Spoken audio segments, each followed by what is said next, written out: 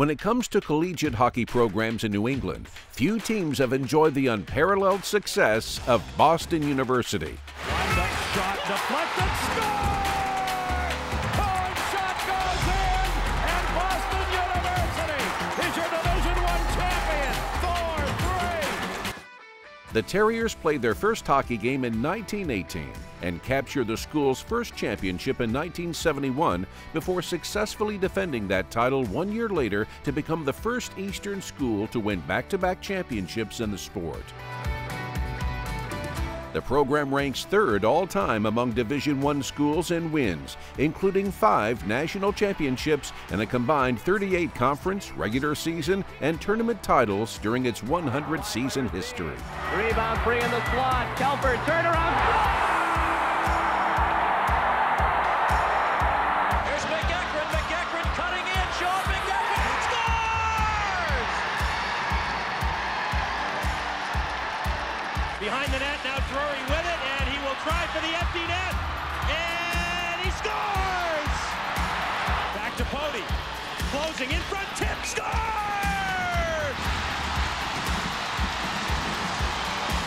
Lawrence gets it through, Higgins centering pass, score! Boston University wins the Hockey East Championship in overtime! Rodriguez to Grizzlick, score! With 30, yes 30 Beanpot titles, 85 All-Americans, 3 Hobey Baker winners, and a small army of BU players currently playing in the NHL, the Terriers have one of the most successful programs in NCAA history.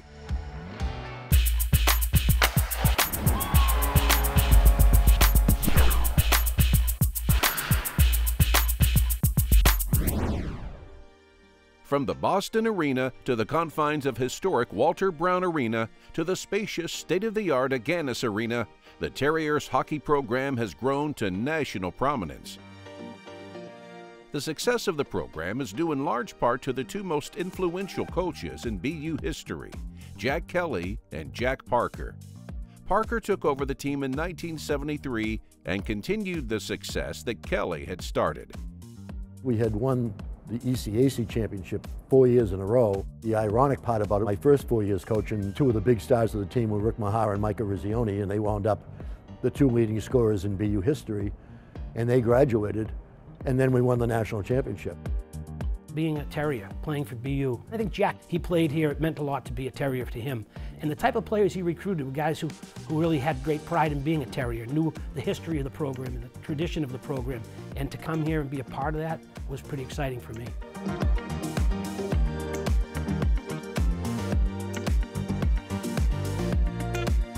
The 78 team was a team I was obviously real fond of because they were my first national championship. We had a fairly young team that year, but we had great leadership.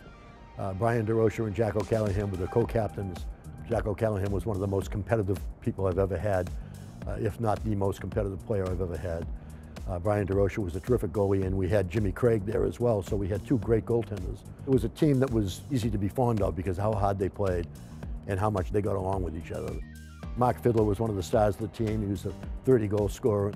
David Silk was the star of that team. He was a sophomore that year. So we had a whole bunch of really great players. Jack was a great competitor. He prepared us to win all the time. And, we had a very good team, a lot of fun. 3 of these players, O'Callahan, Craig, and Silk, along with Eruzione, were named to the 1980 U.S. Olympic team, a team that changed the face of college hockey forever. College hockey players didn't get the chance to play in the NHL until 1980, and then all those college players won the Olympics.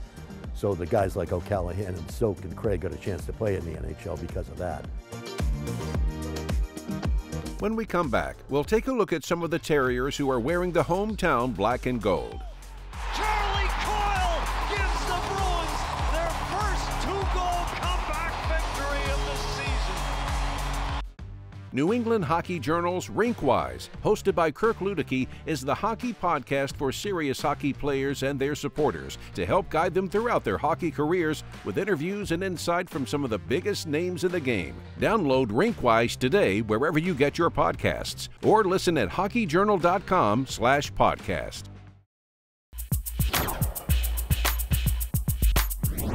this way, centered it, bounces out, Fairby shot, he scores!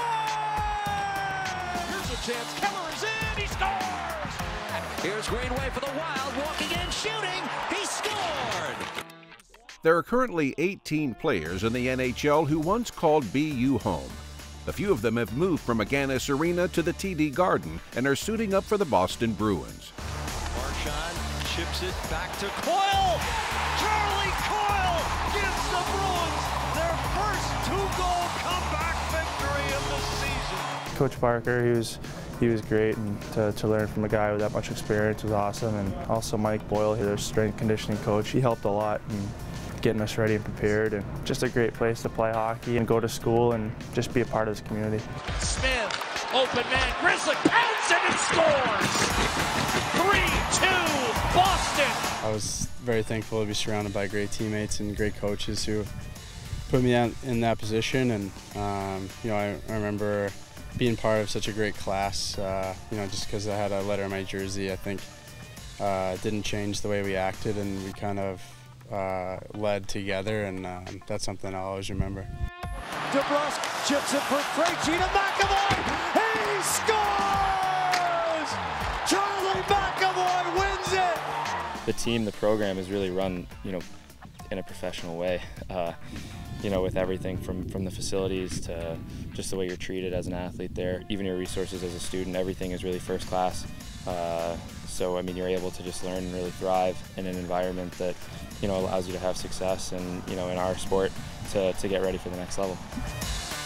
Bruins assistant coach Joe Sacco is just one of several former Terriers working in NHL front offices or behind the bench. The Pittsburgh Penguins have won the Stanley Cup. It was always instilled in us when we were there that, you know, you're playing for something bigger than yourself, and you know, there are players that have come before you that represented excellence, and it was your responsibility to carry on a certain tradition, and now we're part of that tradition in a different way, and we all love coming back. We all love you know, seeing one another. It's tough. Life takes us in a million directions, and so the common bond is BU hockey. I was in the School of Education, so I knew that was the path I wanted to go down. But then my experiences at Boston University, being around Coach Parker, kind of really steered me more in the direction of coaching versus teaching. It's truly a family. It's something that changes all our lives. We've been very fortunate to play some great coaches here. Jack Parker meant so much to me and everybody else that he touched for the 40 years he coached here. Jack Kelly, all the way back, and it makes it such a special place. Former BU and NHL head coach David Quinn is the head coach of the 2022 U.S. Olympic hockey team. Coaching in the college hockey ranks has also been a career choice for BU hockey alumni, including 2 former teammates heading up the Terrier program today. Guys, we're off tomorrow. Take care of yourselves. Make sure you get some rest. Make sure you're going to class. You put on the jersey, you know, if you're the first line center or if you're the guy in, you know, that's in and out of the lineup, everyone's a Terrier. Everyone kind of pulls for each other, you know, whether it be on the team, after you play there, and in life. So it's a really good bond, and everyone tries to take care of each other. The type of people they bring in, the relationships you make when you're at BU, and then, you know, it follows through for the rest of your life. You know, the guys you play with, whether you're there 1 year or 4 years, you build great relationships that you have forever, and it's very special, and you have a lot of success there too, so that always makes it more fun. When we come back, we'll look at some of college hockey's best that played for the Terriers. Stay with us. Geico wins it in overtime.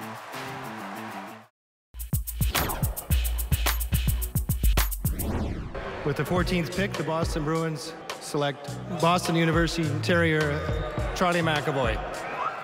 Boston University has had 15 first-round picks chosen in the NHL entry draft, with goalie Rick DiPietro the first overall choice in 2000. There are 9 Terriers in the U.S. Hockey Hall of Fame, and in the 41 times the Hobey Baker Award has been given to college hockey's top player, BU has 3 recipients. Red shot, save, rebound, score! Drury wins it for BU! Chris Drury was the first Terrier to win the prestigious award in 1998. After a 13-year NHL playing career, Drury is now president and general manager of the New York Rangers. straight away. They score!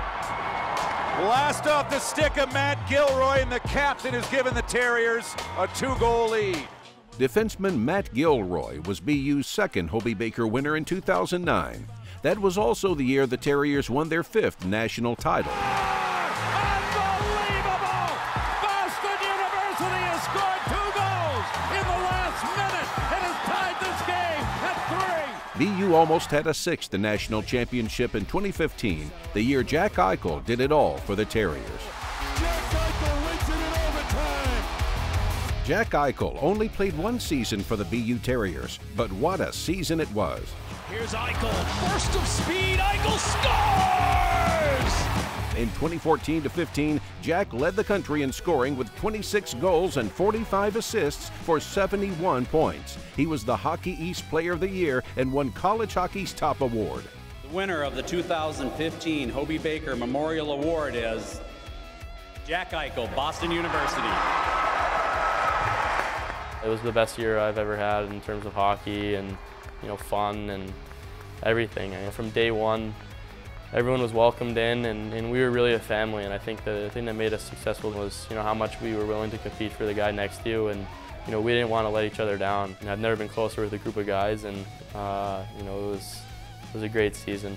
Jack was selected number 2 overall by the Buffalo Sabres in the 2015 NHL Draft, and immediately became one of the top forwards in the league. In 2018, he was named team captain. Here's Eichel again, scores! It's a Jack trick! In November 2021, Jack was traded to the Vegas Golden Knights, but he will always be a Terrier at heart. For me, it was just so important to be a part of a community like BU. You're a part of something more than just a hockey team.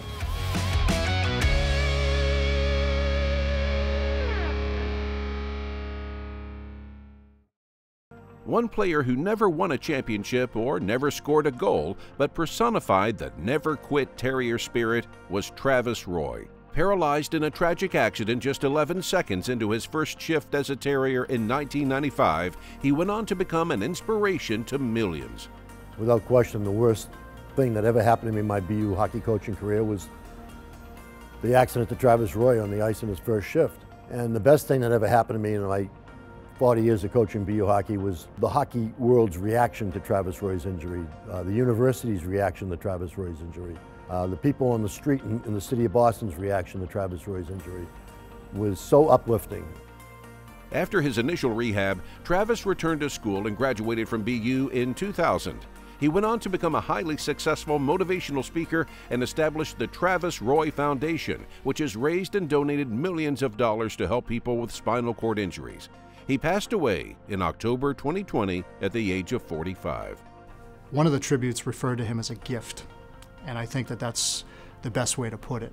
I know that every time you were with Travis, you took something from your experience of being with Travis. He was an incredibly smart, funny individual. He was not shy about giving opinions about BU hockey, which I loved, and I know he really appreciated being involved with Boston University. It meant a lot to him. He was a fabulous example of courage, of patience, of you want to have a good life, have a good attitude. And more than anything else, his ability to overcome and do something for somebody else is something that jumped out at you. Anybody who knew him jumped out at you.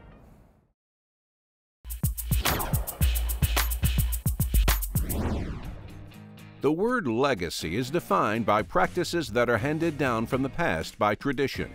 As far as BU hockey is concerned, it also means a chip off the old block. There have been a few players who have followed in their dad's footprints and went on to become Terriers.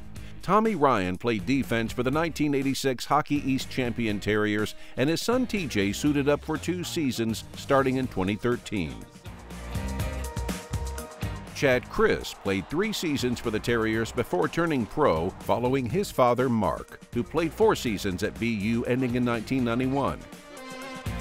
Although he only played 1 season as a Terrier, there were few better than Keith Tkachuk. His son Brady also made a single-season pit stop on Com Ave before going pro. And although it's unique to find one son following in your footsteps, the current Terrier team has 2 from the same family. He scores! Tony Amani!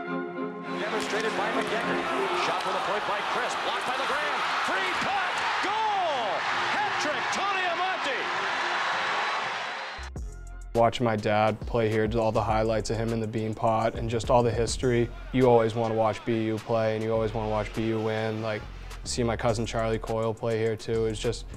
It just felt like the right fit for me at the time, and I'm really happy I made the right decision. I definitely want to play in the bean pot.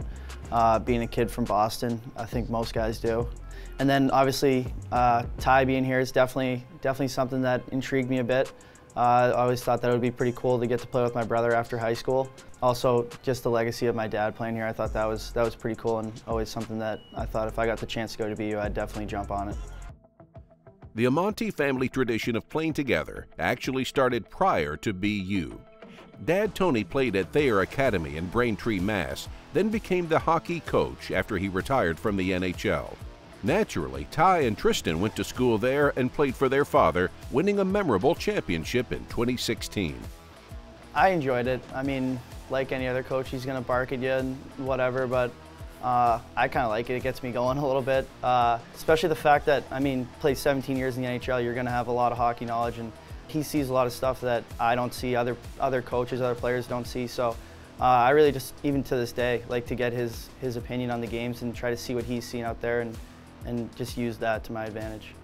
David Quinn was probably the third coach I'd ever played for, so it was pretty, it felt weird not playing for him when I came to BU and not playing for him when I was in Penticton. It just got so normal to that point, but it was a lot of fun. I mean, especially my senior year in high school, like, we were both in the team, so that was the first time we had ever really won anything at Thayer, and that was just a really great way to cap off like our experience at Thayer, is just going out on top. Along with playing hockey at Thayer Academy and Boston University, there's also another Amonte family tradition, wearing the number 3.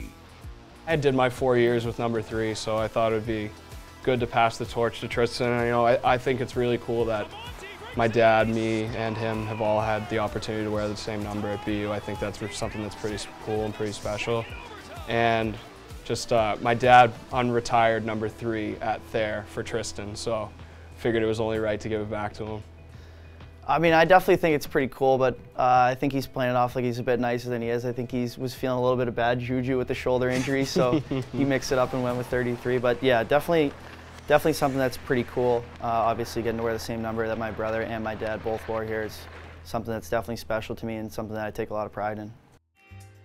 100 years of BU hockey, a tradition of winning, a tradition of players giving back to the game, and a tradition of excellence. Ahead for Bates. Bates trying to get around Campbell. Shoots, scores! Shot. First and foremost, you come to BU. Jack Parker makes it well known. You know, we have great camaraderie as a team. We're always together, eating meals, doing team events, team functions, all that stuff, and it creates an atmosphere where you want to be around those guys and you want to play hard for those guys, and that's what he instills in me. Get it by Greer, and here's Mike Greer, his second breakaway of the night on Allison. Score!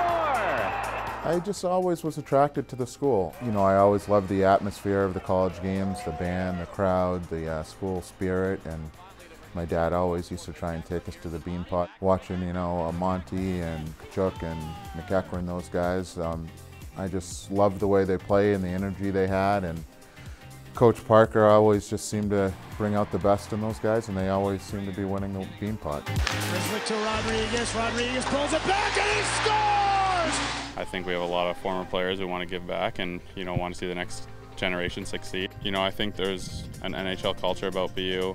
They play a fast-paced style of play and, you know, just a high talent level that comes through the program. And it seems like it continues to do that year after year. When you take the combination of Jack Kelly and myself, we were coaching BU hockey for 50 years. In reality, they all kind of played for Jack Kelly because I was the same type of coach as Jack Kelly. But when you're at a place for 40 years and everybody went through the same situation, we have more of a family feeling because of the fact that we've had such longevity in the coaching staffs. We'll see you next time on New England Hockey Journal. Thanks for watching. Boston University, for the 7th time, has won the Hockey East Championship. The Silver Anniversary Edition goes to the BU Terriers. In the corner, time runs out. Boston University's done it again. They've won the Beanpot for the 25th time.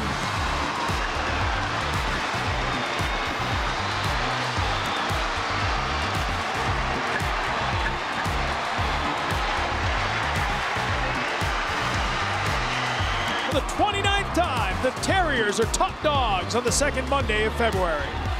For the third time in 4 years, Boston University is the Hockey East playoff champion. The Lamoriello Cup goes back to Con Ave. For the first time in Beanpot history, 5 consecutive championships. The Boston University Terriers make it 22 Beanpot titles.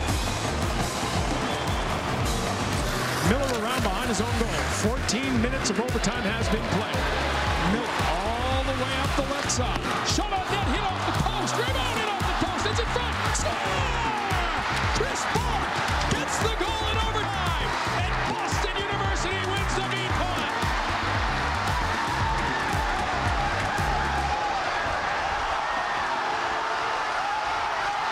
Given their offensive struggles in round 1 and then during the week. Score off the draw! They win the draw and bury it.